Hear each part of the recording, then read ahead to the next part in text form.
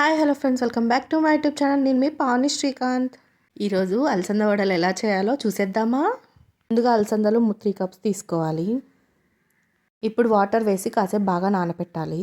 ఒక 4 to 6 hours నానితే సరిపోతుంది. ఇప్పుడు అలసంద పప్పుని బాగా వాష్ చేసుకోవాలి.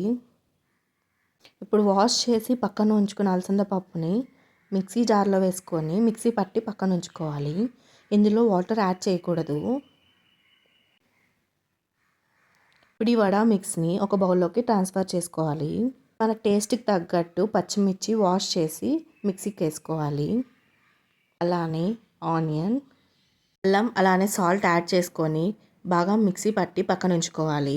చిన్నగా కట్ చేసి ఉంచుకున్న ఆనియన్స్ అలానే కొత్తిమీర ఇందులో యాడ్ చేసుకోవాలి. ఇప్పుడు స్టవ్ మీద ప్యాన్ పెట్టుకొని డీప్ ఫ్రైకి తగ్గట్టు ఆయిల్ యాడ్ చేసుకోవాలి. ఇప్పుడు అలసంద మిక్స్ని బాగా సాల్ట్ అంతా కలిసేలాగా మిక్స్ చేసుకోవాలి.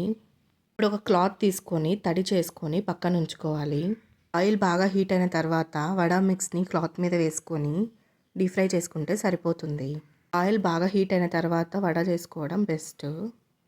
మీరు మీ ఇంట్లో ఎలా వడ చేసుకుంటారో కామెంట్ చేయండి. వడ బాగా గోల్డెన్ బ్రౌనిష్ వచ్చే వరకు డీప్ ఫ్రై చేసుకోవాలి. ఇప్పుడు మన వడ రెడీ అయిపోయింది. Thank you for watching. Like చేసి వెళ్ళొచ్చు కదండి.